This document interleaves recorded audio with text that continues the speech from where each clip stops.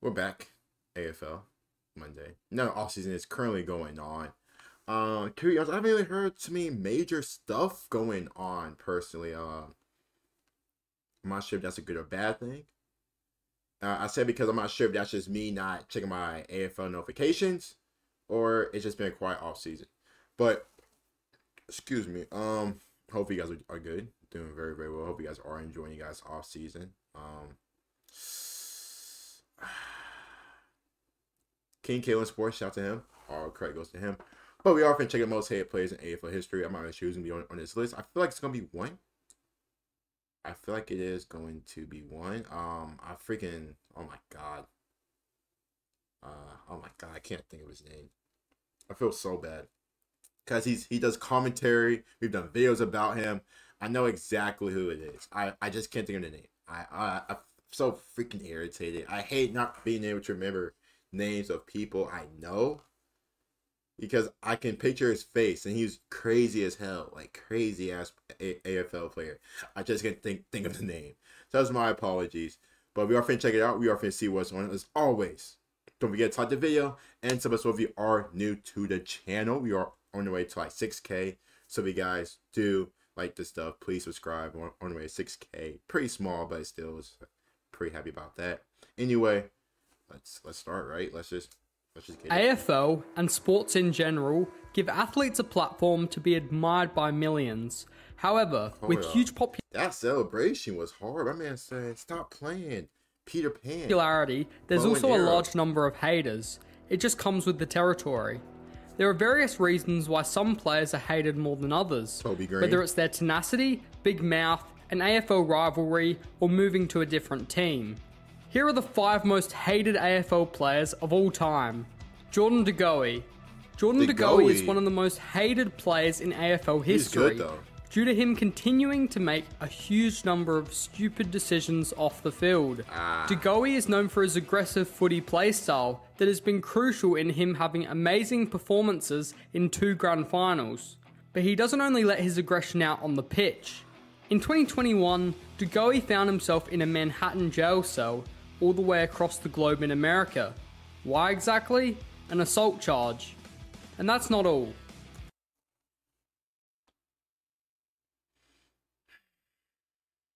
No comment. Let's just keep going. The man is a known liar. He told club officials that he broke his hand playing with his dog, when in reality, it was because of his involvement in a bar fight. God dang. But Collingwood fans have not lost any love for Jordan De Goey. He is certainly one of every Magpies fan's favourite players. But even Wayne Carey has scolded De Goey for his poor decision making, which is just crazy coming from another one of the most hated players in AFL history, who you'll see later in this video. Toby Greene. First, we have Toby Greene's infamous kick to Luke Dowhouse's face that drew blood and sent AFL fans into outrage. That's ridiculous. That should have been a freaking bannable offense. I think he was banned, but that should have been some, like, he's gone for a minute.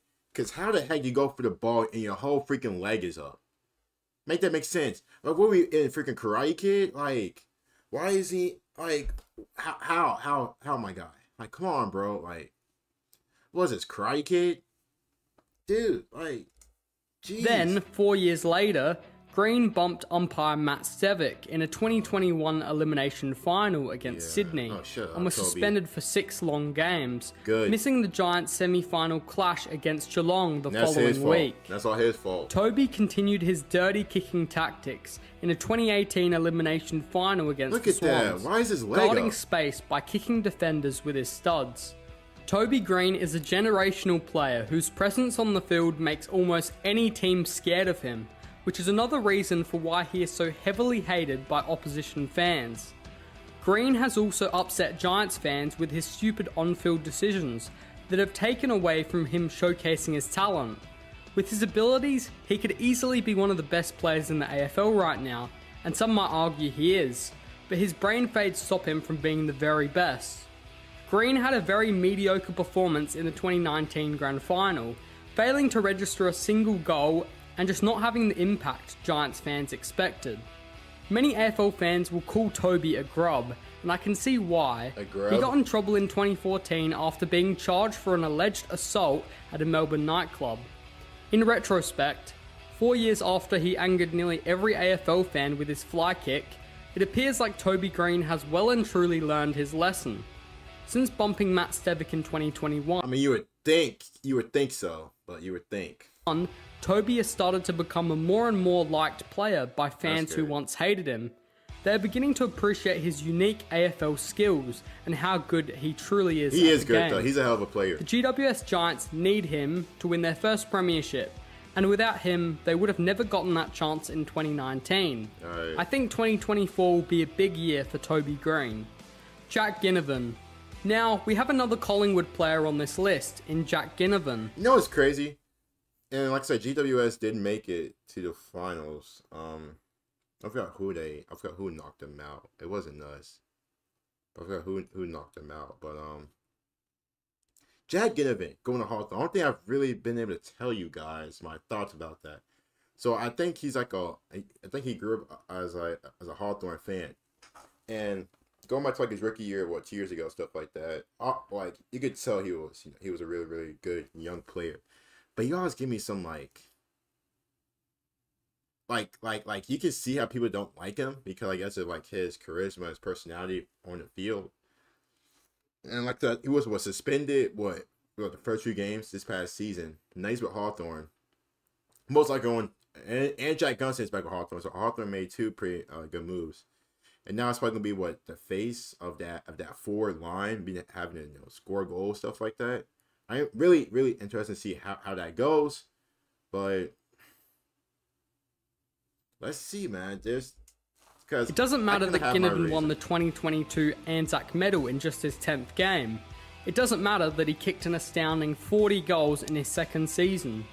Ginnivan is one of the most hated AFL players ever, even today, after winning a premiership in only his 3rd season. His biggest flaw was that he began to shrug perfectly legal tackles high, winning himself free kicks and allowing him to add to his goal scoring tally. Collingwood fans were also left fuming after Ginnivan decided to switch teams and take his talents to Hawthorn on the final day of the 2023 AFL trade period. Though very few free agency decisions in AFL history rocked Australia like that decision from Jack Ginnivan, who immediately went from one of Collingwood's most beloved players to its #1 villain. Yeah, he didn't help himself by attending a horse racing event on grand final eve, which could be a possible reason for his poor performance on the big stage. For his first game in Hawthorn colours against the Magpies, well, I have no doubts that there will be as hostile a crowd as you've ever seen. Well, they may start fighting. After he got caught taking illegal substances in early 2023 and was banned for 2 games, many people celebrated and called him all kinds of names and insults. There were many people who enjoyed watching Collingwood games just to watch Jack Ginnivan's silly antics, and that's okay, more power to them. But one of Ginnivan's best characteristics is that he doesn't acknowledge haters, and he always tries to be himself. Ginnivan, like he does look cool. Like he seems like a cool player to hang out with, stuff like that, talk to. But it's just like, man, like so many decisions, bro. Like come over see him like Toby Greene, the Goey. He didn't assault. You know what I mean? He didn't assault. But I was saying, like, it's just like his attitude on the pitch. You kind of see why people don't like him. Ginnivan has achieved the dream he has had since he was a 6-year-old child in 2008 to play for the Hawks. And for that, I congratulate him. Yeah, that's hard. Ginnivan was chosen with Collingwood's 13th pick in the 2021 draft, and it's safe to say that he has exceeded all expectations, both on and off the field. Dane Zoro. One word that AFL fans would use to describe Dane Zoro is petty. And while he is a petty character, we can't forget his sledge to Harrison Petty during the 2022 semi-final between Brisbane and Melbourne. While it is heavily disputed what was exactly said, it must have been pretty bad because it left Petty crying. Mark Robinson described Dane Zoro as crazily competitive, and I agree. It's the reason he does this type of thing.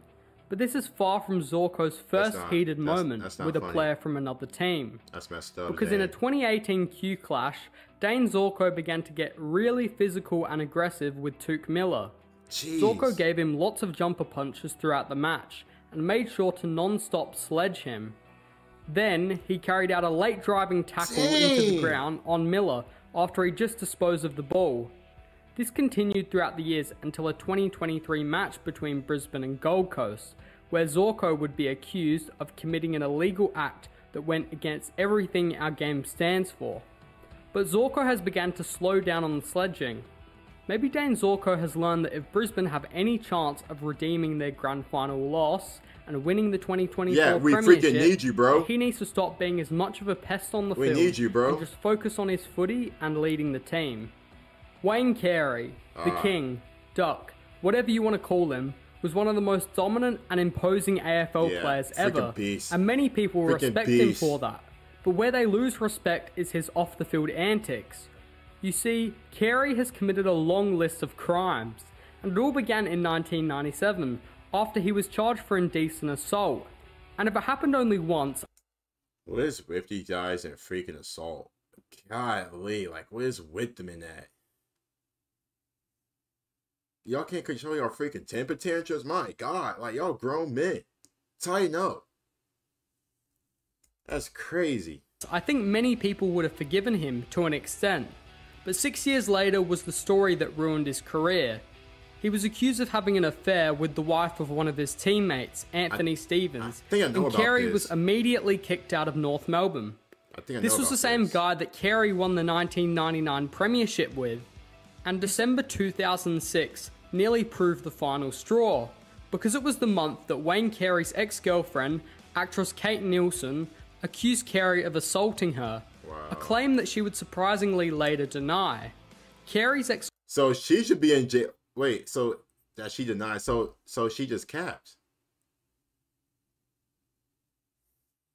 Girlfriend would later describe him as a cat with 9 lives.